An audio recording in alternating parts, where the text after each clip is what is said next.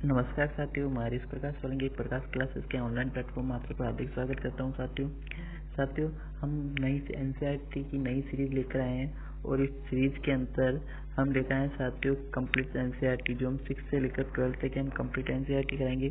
इसकी खास बात ये है कि साथियों ये जो सीरीज है ये एनसीईआरटी की जो कंप्लीट सीरीज है साथियों, ये हम दोनों लैंग्वेज में लेकर आ रहे हैं, हिंदी और इंग्लिश लैंग्वेज में। तो हम ये दोनों लैंग्वेज में लेकर आएंगे साथियों। इसके अलावा खास बात ये है कि हम कंप्लीट 6 to लेकर 12 तक की एनसीईआरटी लेंगे, चाहिए आर्ट्स हो चाहिए साइंस हो। तो हमारे साथ पूरी सीरीज देखिए साथियों और वीडियो के अंत तक बने रहिए। हमारे चैनल को सब्सक्राइब करना ना भूले और वीडियो को ज़्यादा से ज़्यादा शेयर और वीडियो को लाइक करें। देखिए साथियों एनसीईआरटी के बारे में एक बात बताना चाहूँगा वीडियो शुरू करने से पहले कि हम कौन सा भी कॉम्पिटिटिव एग्जाम देते हैं, हमें सबसे पहले एनसीईआरटी पढ़ने के लिए कहा जाता है। एनसीईआरटी पढ़ने के लिए क्यों कहा जाता है साथियों? तो इससे हमारा बेस मजबूत होता है। अगर हमारा बेस स्ट्रांग होगा तो आगे ही हमें जो चीज़ें समझने में क्या होती है, बहुत ज़्यादा आसानी रहती है। तो सबसे हमें बेस पढ़ने के लिए कहा जाता है।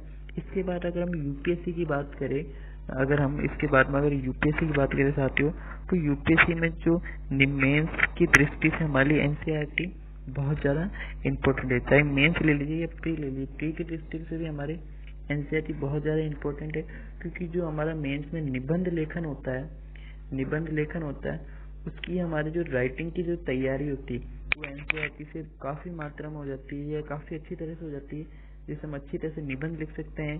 या यूँ कह सकते हैं कि हमारा जो बेस होता है वो मजबूत कहाँ से हो जाता है, एनसीईआरटी से मजबूत। जब आप कोई घर बना रहे हो और उसकी नींव आप मजबूत कर देते हो तो देखिए बार आपका घर क्या बनेगा, बहुत ज़्यादा मजबूत बनेगा। बस यही कारण है कि हमें एनसीईआरटी पढ़ने का सजेशन दिया जाता है। तो साथियों हम हमारी सीरीज शुरू करते हैं और इसमें सर्वप्रथम कक्षा 6 की एनसीईआरटी पढ़ेंगे।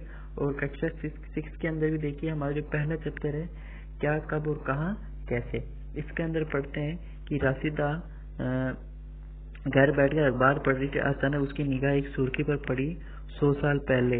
ये सोचने लगी कि हम देखिए राशिदा सोचते कि अभी तो हम किसी चीज़ का पता कैसे लगा सकते हैं, किसी चीज़ या किसी जानकारी का पता हम लगा सकते हैं कि अखबार के माध्यम से, अखबार से पता लगा सकते हैं या रेडियो के माध्यम से, परंतु 100 साल पहले या उससे ज़्यादा साल पहले हम इतिहास का पता कैसे लगा सकते थे। तो अगली लाइन देखिए, कैसे पता लगाए।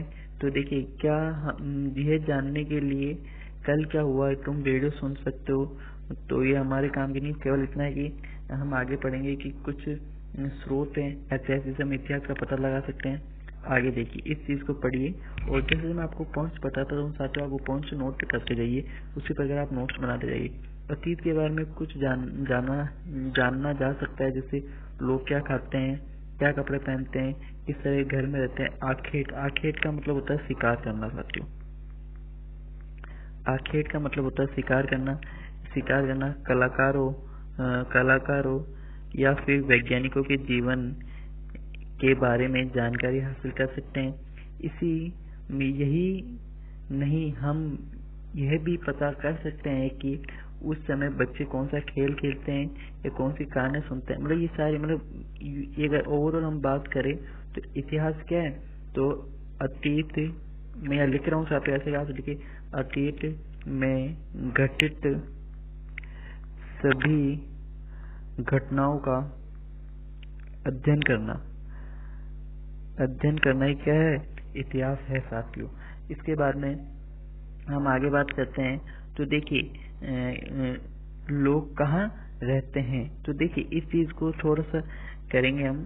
तो देखिए नर्मदा नदी का पता लगाओ। लाखों वर्ष पहले इस नदी के तट पर रहते थे।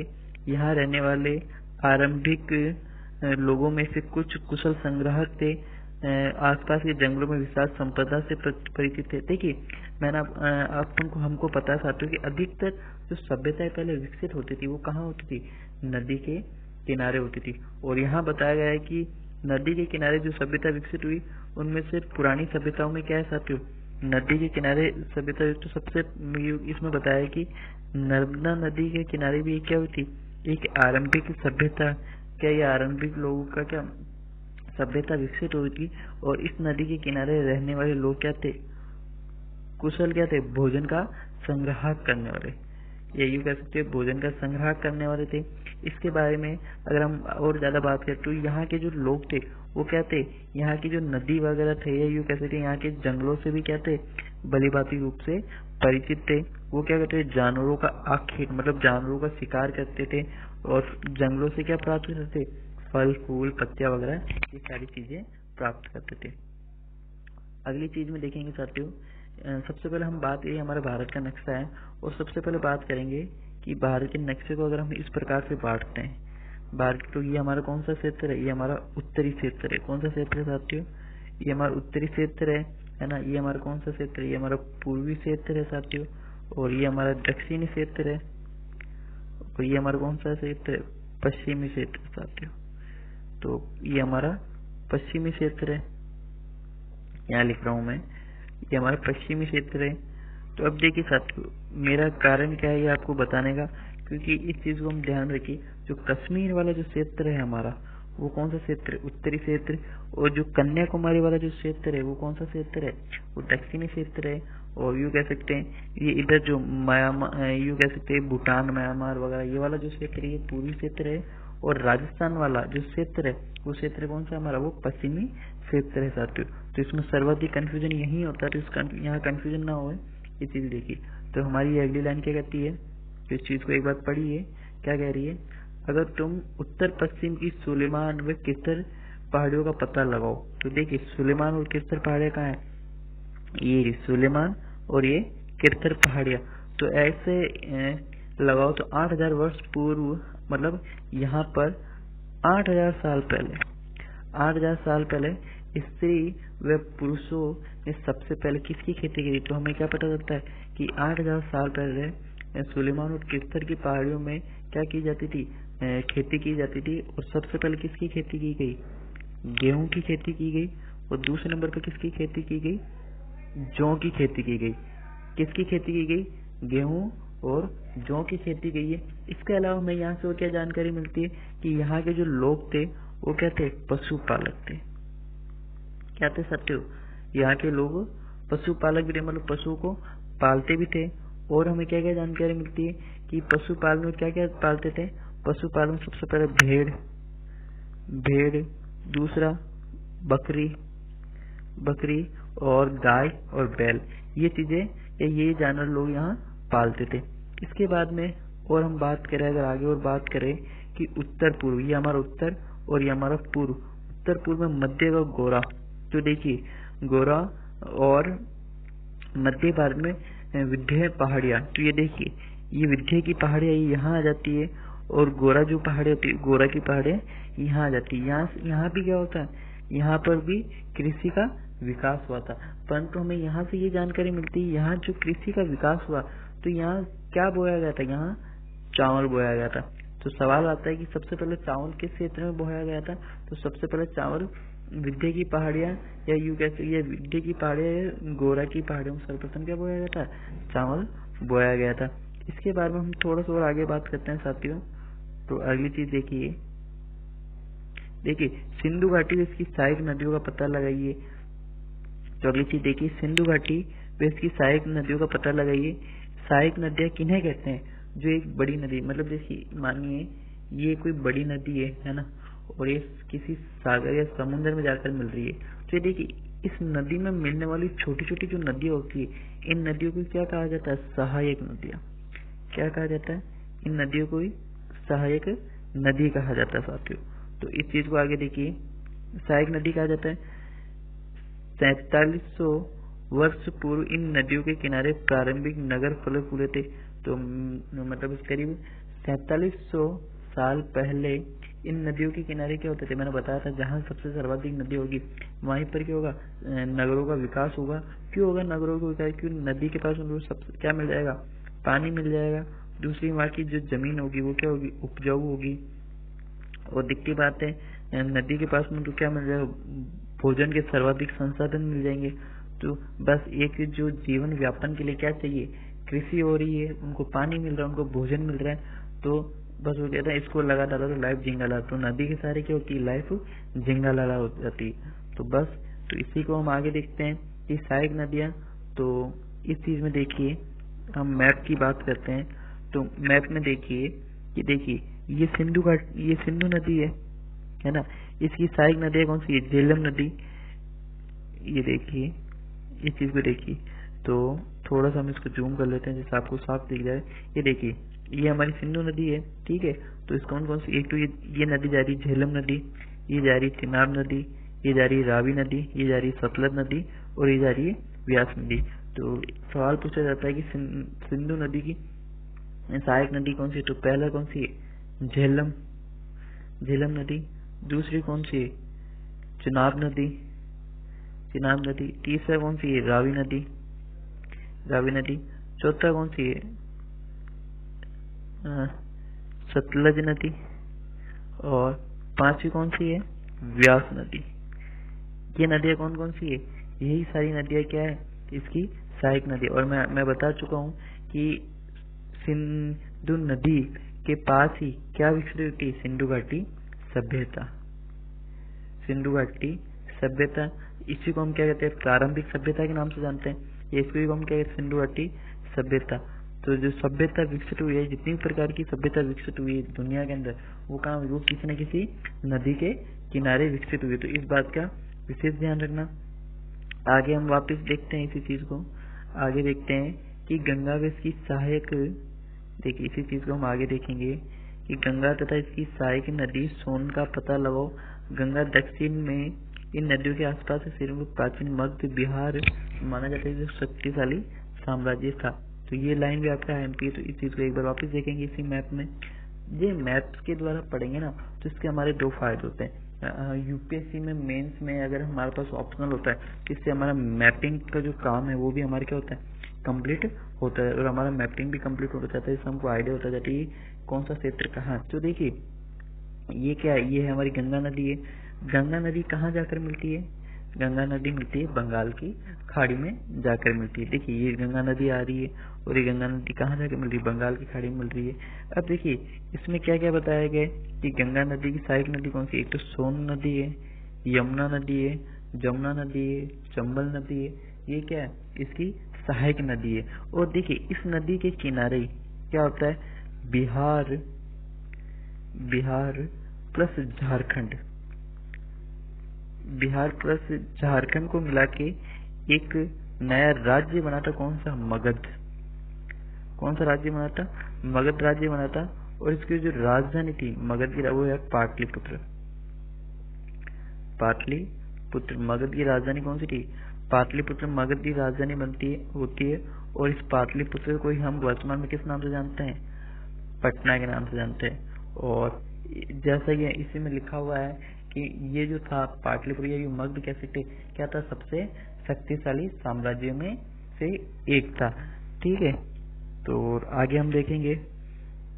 आगे देखिए, लोग सदैव महाद्वीप एक हिस्से से दूसरे हिस्से तक यात्रा करते थे। कभी कभी हिमालय जैसे ऊंचे पर्वतों, पहाड़ियों, रेगिस्तानों, नदियों तथा समुद्र की यात्रा जोखिम भरी होती थी। देखिए लोग क्या करते थे, पहले एक जगह से दूसरी जगह जाने के लिए पहले कोई एरोप्लेन वगैरह संसाधन तो थे नहीं, तो लोग क्या करते थे, नदियों वगैरह इन सब का, या समुद्र, हिमालय वगैरह इन सब चीजों का यहाँ से आते थे। तो ये क्या, तो बहुत जोखिम पर होते थे। फिर भी एक लोग क्या करते, एक जगह से दूसरी जगह करते थे, या फिर वो कहीं नहीं प्राकृतिक आपदाओं वगैरह शिकार हो जाते थे। तो बस यही चीजें हैं, इसमें यही सब दिया गया है कि अतिरिक्त व्यापारी का फिल्टर। इसमें हमको यहाँ से एक चीज पता लगती है, क्या पता लगती है कि अतिरिक्त व्यापारी कभी काफिलों में होते तो कभी जहाज में। देखिए व्यापारी जो होते थे ना, वो क्या होता है, कभी एक अकेला व्यापारी क्या नहीं करता था, व्यापार नहीं करता था। क्यों नहीं करता था, क्योंकि उसके पास क्या होती थी, बहुत सारी उपयोगी चीजें होती थी, बहुत सारे पैसा वगैरह सामान वगैरह होते थे। उससे लूट का खतरा सबसे ज्यादा क्या होता था, सबसे ज्यादा लूट का खतरा होता था। लूट का खतरा होने के कारण वो क्या करते थे, जितने भी जो व्यापारी हुआ करते थे वो हमेशा ग्रुपों में क्या करते थे, हमेशा ग्रुपों में क्या करते थे, यात्रा करते थे। हमेशा काफिलों के अंदर, काफिलों में यात्रा करते थे, या फिर अधिक और भारी सामान हमेशा क्या समुद्री मार्ग से, किस मार्ग से, समुद्री मार्ग से, या यूं कह सकते जहाजों में यात्रा करते थे। तो तो इस चीज का विशेष ध्यान रखना कि सिंगल कभी यात्रा नहीं करते थे।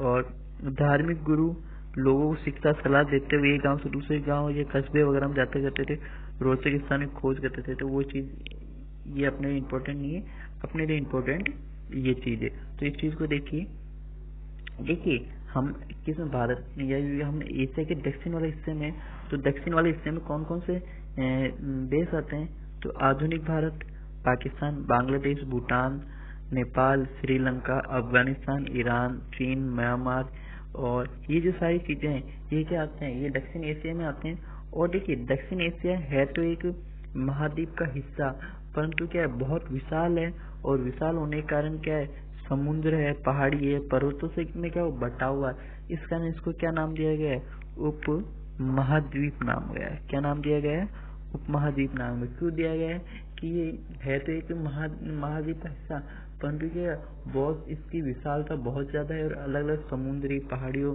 या पर्वतों में बटा हुआ, इसलिए इसको क्या कहा गया है, समुद्री क्षेत्र कहा गया है।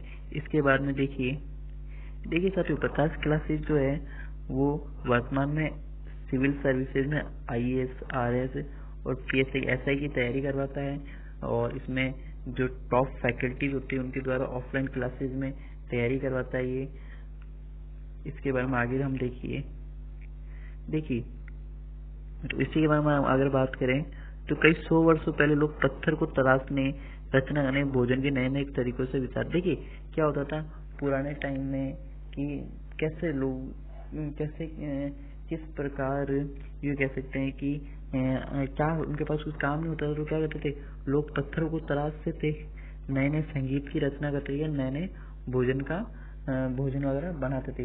देखिए क्या होता है अगर आप अपने ही क्षेत्र में रहोगे, मानिए हम राजस्थान के, अगर हम राजस्थान में रहेंगे और राजस्थान के पास में क्या है गुजरात है, देखिए हमारी संस्कृति का आदान प्रदान कब होगा, जब हम क्या करेंगे एक राज्य से दूसरे राज्य में, एक देश से दूसरे देश में भ्रमण करेंगे, तभी हमारी संस्कृति का क्या होगा, आदान प्रदान होगा, ये एक दूसरे की विचारधारा अपनाएंगे। तो बस यहीं पर यही बताया गया है कि भोजन बनाने के तरीके के बारे में एक दूसरे के विचार अपनाते रहे हैं।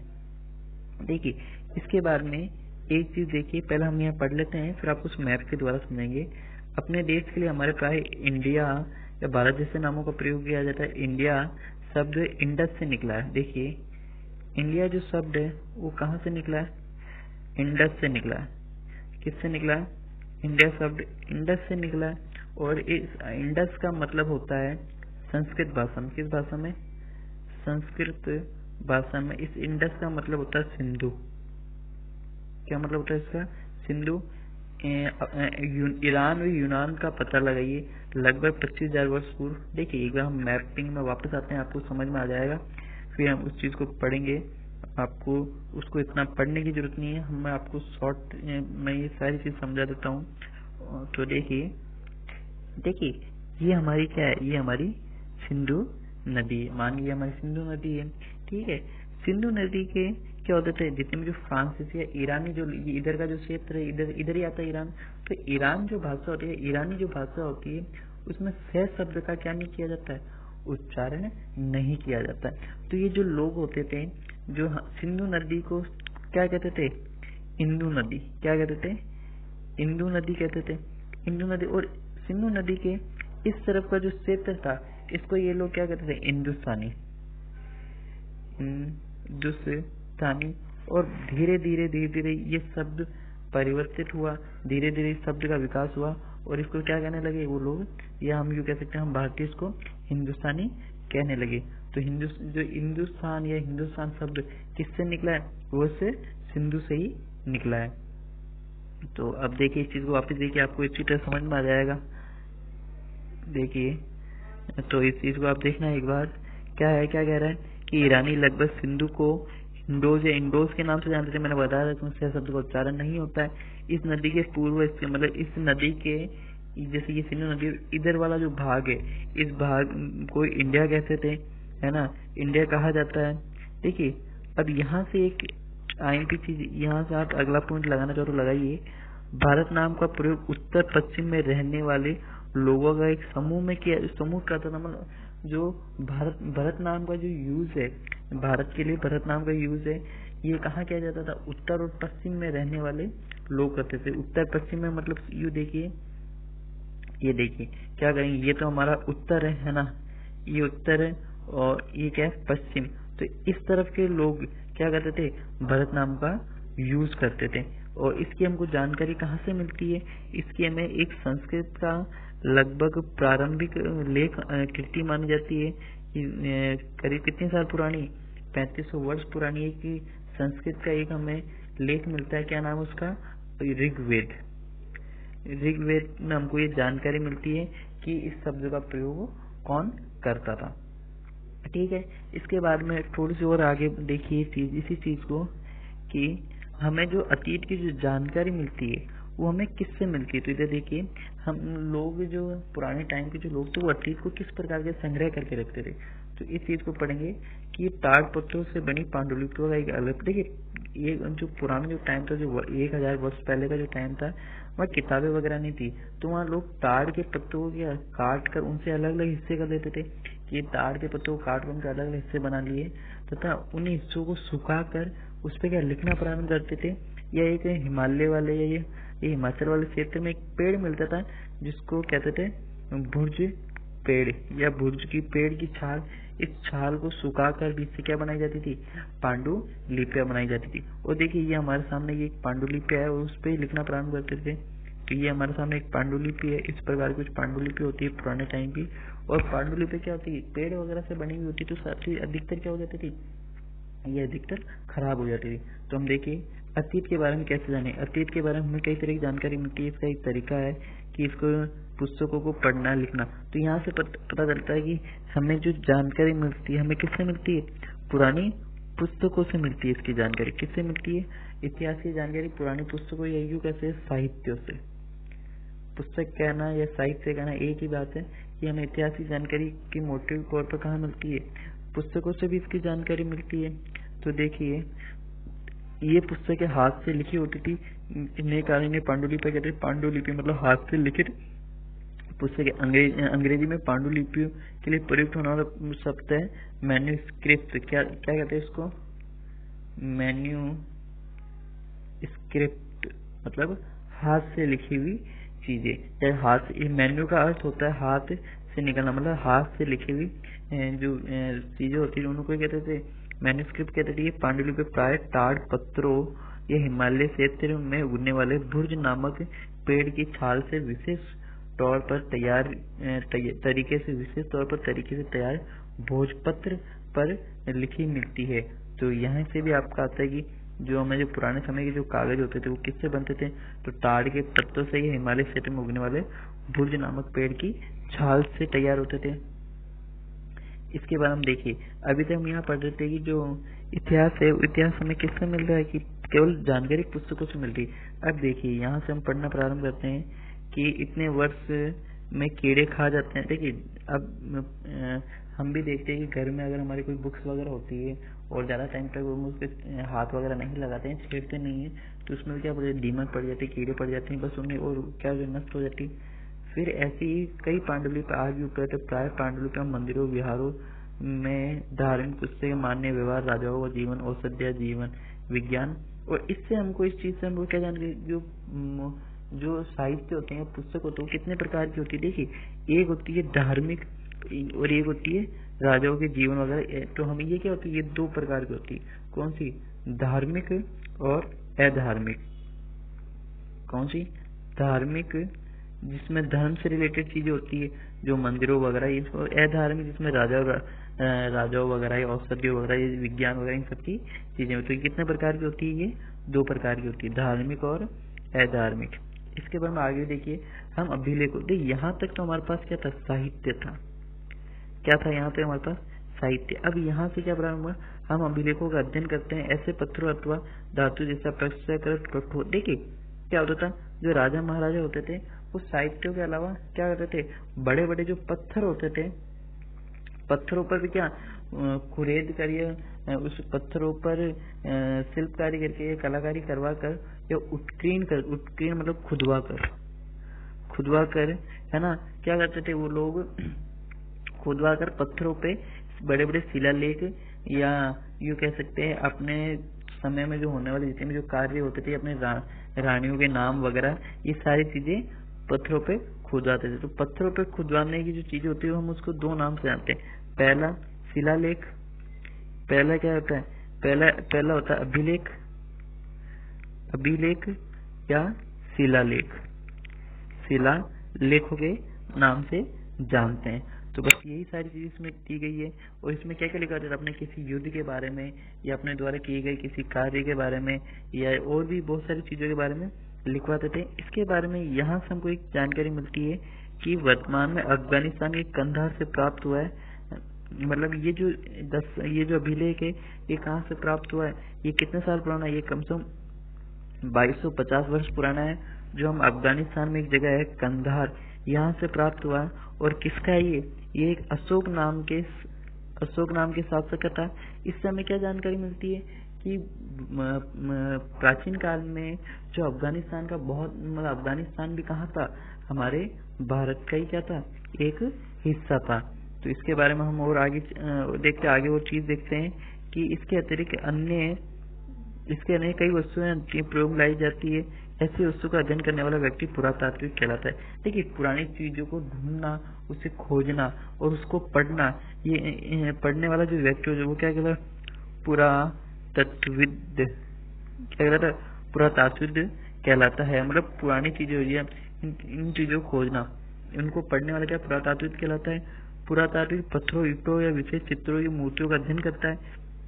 ये औजारों, हथियारों, बर्तनों व मूर्तियों या स्मारकों आदि का क्या करता है, अध्ययन करता है। इधर देखिए साथियों, देखिए प्रकाश क्लासेस, ऑफलाइन क्लासेस भी उपलब्ध है प्रकाश क्लासेस की, और ऑफलाइन क्लासेस भी राजस्थान की ब्यावर सिटी में उपलब्ध है। और देखिए हम किस किस की तैयारी कराते हैं, हम RSIS के अलावा हम जो साथियों जितने भी प्रकार के एक दिवसीय जितने भी जो कॉम्पिटिटिव एग्जाम होते हैं हम सबकी तैयारी कराते हैं।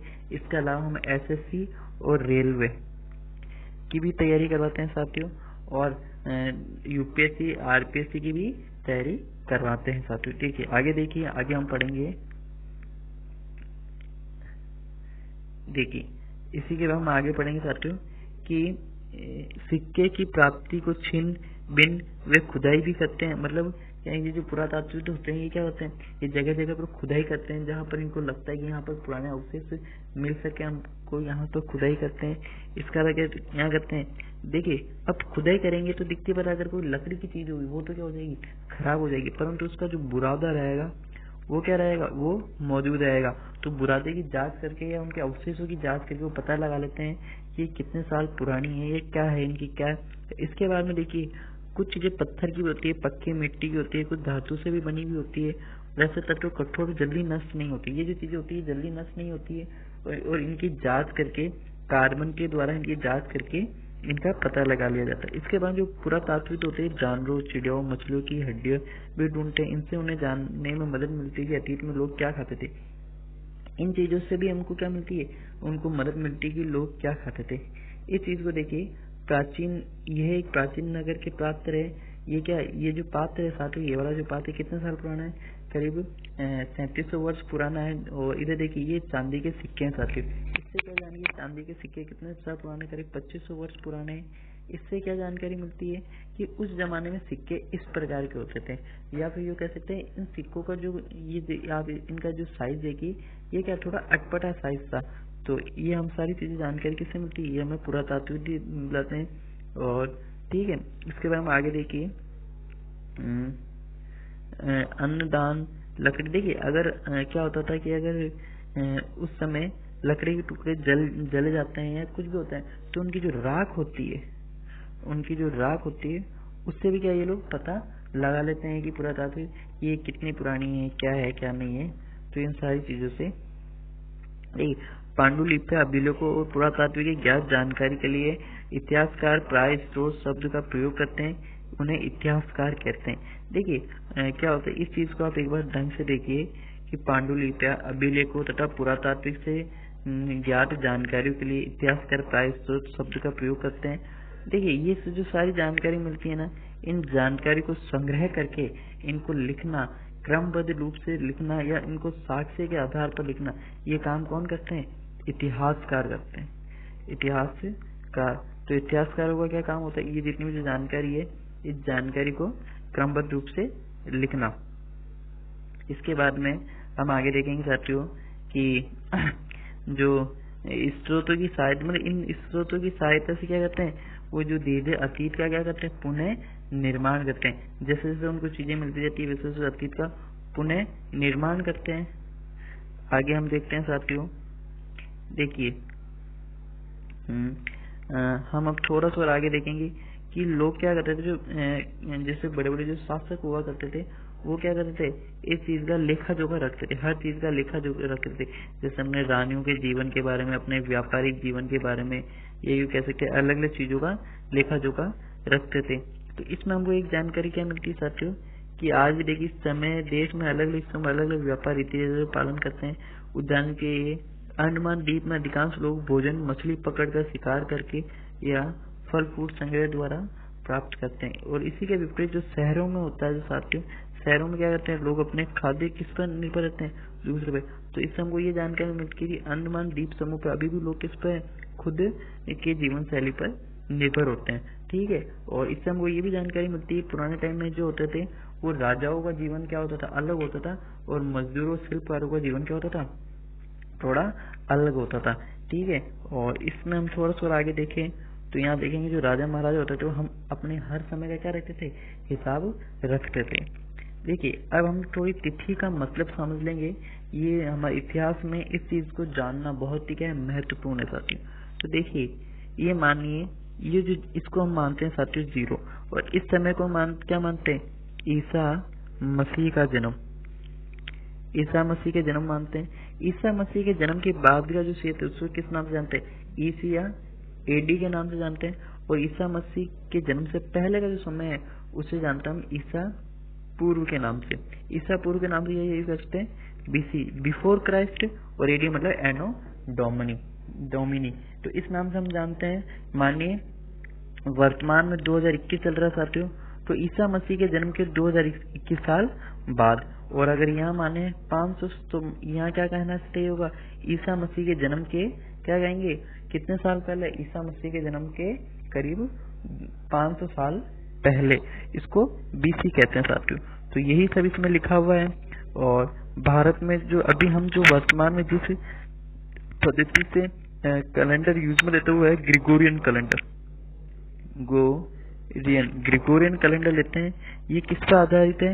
ये ईसा मसीह के जन्म पर आधारित, ईसा मसीह के जन्म पर आधारित है। और ये कैलेंडर कौन लाया था भारत में अपने साथ? अंग्रेज लाए थे। ये हम चीज आगे पढ़ेंगे कि हम भारत में अपने साथ ये चीज कौन लेकर आया था? भारत में ये चीज अपने साथ अंग्रेज लाए थे। तो आगे देखिए साथियों, इसी चीज को हम थोड़ा सा आगे देखेंगे। तो देखिए यहाँ से ये चीज देखना प्रारंभ कीजिए कि मिस्र के तटीय रोसेटा नामक एक कस्बा है। यहाँ पर उत्कीर्ण पत्थर मिला है जिस पर एक लेख 3 भिन्न भिन्न भाषाओं में है। तो हमने ये देखा था साथियों अभी जस्ट, ये देखिए हम पहले ये पढ़ना पेपर हमारा आगे निकल गया था, तो एक बार इस चीज को देख लीजिए, फिर आपको वो चीज समझ में आ जाएगी। तो देखिए अंग्रेजी बीसी में तात्पर्य होता है बिफोर क्राइस्ट, जो मैं आपको बता चुका हूँ। एडी में लिखा होता है, एडी का मतलब होता है एनो डोमिनी, जो लैटिन शब्द से बना। इसका तात्पर्य इस मसीह के जन्म के वर्ष से ही, ठीक है। कभी कभी CA और BC की जगह BCE का भी प्रयोग किया जाता है, और CE मतलब C और E का भी प्रयोग किया जाता है। इसे हम कहते हैं उन दोनों की जगह BC और AD की जगह एक शब्द का प्रयोग जिसे हम क्या कहते हैं? कॉमन ईरा भी कहते हैं, ठीक है साथियों। कॉमन ईरा के बाद में देखिए यही, और BCE मतलब क्या? Before common era. तो BCE का मतलब क्या? Before common era. अधिकांश देशों में इसी कैलेंडर का प्रयोग किया जाता है, मैंने बताया था ग्रिगोरियन कैलेंडर का। और भारत में ये जो तिथि है ग्रिगोरियन कैलेंडर का 200 वर्ष से प्रारंभ होता है। और ये कौन लाया था अपने साथ? अंग्रेजी लेकर आए थे। इसके बाद में देखिए ये एक मिस्र में प्राप्त हुआ, भी हम पढ़े थे। ये चीजें देखिए, ये एक प्रकार की लिपि है साथियों। और देखिए कि इस प्रकार की ज्ञात लिपि को जानने के लिए प्रसिद्ध कहानी उत्तरी भारत देश मिस्र से मिलती है। देखिए मिस्र की में इस प्रकार की लिपि का यूज किया जाता है, इसको भी पढ़ा जाता है, वैज्ञानिक इसको भी पढ़ते हैं। और देखिए ये सारी चीज मैंने अभी आपको जस्ट बताई है कि मिस्र की उत्तरी रोमन क्षेत्र एक कस्बा, यहाँ से उत्कीर्ण पत्थर मिला जिस पर एक भिन्न भिन्न भाषाओं में यूनानी शब्द में लिपि लिखी गई। यूनानी मतलब इस प्रकार की लिपियां लिखी गई जिससे हम वर्तमान हम क्या वैज्ञानिकों द्वारा या अलग अलग लैंग्वेज द्वारा इसको पढ़ने में क्या मिली हमको आसानी मिली है साथियों। तो एक ये शब्द है, इन शब्दों को आप एक बार देखिए, इन शब्दों के मतलब को एक बार आप लिखने की कोशिश कीजिए कि आपके मेंस में आपको लिखने की और राइटिंग प्रैक्टिस हो। इसके बाद में देखिए कृषि का आरंभ कब हुआ था, तो कृषि का आरंभ यहाँ बता रहा है कि 8000 वर्ष पूर्व, तो वर्तमान से 8000 वर्ष पूर्व, तो इसी वर्तमान के 2000, तो क्या यूँ कह सकते हैं कि कृषि का आरंभ 6000 BC से हुआ था, क्योंकि 2000 तो ये हो गए और 6000 वो हो जाएंगे तो हो गए 8000। सिंधु घाटी सभ्यता, तो सिंधु घाटी सभ्यता का विकास कब हुआ था, 2700 BC में हुआ था। गंगा नदी के नगर मध्य का सबसे बड़ा जो राज्य था उसका विकास भी कब हुआ था, करीब 5000 BC में हुआ था, मतलब ईसा मसीह के जन्म से 500 वर्ष पूर्व हुआ था। और वर्तमान क्या 2000 तो दिखती बात, इन जितनी भी डेट्स है इन सब में आप क्या करते जाइए 2000 माइनस करते जाइए, ये आपका आंसर आ जाएगा, आपको पता चल जाएगा। देखिए साथियों इन ये जो चीजें हैं इन सवालों को आप करने की कोशिश कीजिए, इससे क्या होगा इन सवालों को अगर आप करोगे तो आपकी क्या होगी राइटिंग प्रैक्टिस होती जाएगी। और अगर आप मेंस की पॉइंट ऑफ व्यू से तो आपकी राइटिंग प्रैक्टिस होना सबसे ज़्यादा इम्पोर्टेंट है साथियों। इसके बाद देखिए हम प्रकाश क्लासेज जो है इतिहास वैकल्पिक प्रकाश सर मतलब मैं खुद हूँ ये, और इसकी मैं वैकल्पिक विषय की तैयारी करवाता हूँ प्रकाश क्लासेज में, तो ऑफलाइन क्लासेज आप चाहो तो ज्वाइन कर सकते हो साथियों। धन्यवाद। हमारी वीडियो अगर आपको पसंद आए तो वीडियो को लाइक कीजिए, शेयर कीजिए और हमारे चैनल को सब्सक्राइब कीजिए और कमेंट करके जरूर बताइए हमारी वीडियो आपको कैसी लगी। इसके बाद साथियों हम कंटिन्यू जो सीरीज है NCERT की हम कंटिन्यू सीरीज लेकर आएंगे। तो धन्यवाद और फिर मिलते हैं साथियों। वंदे मातरम साथियों।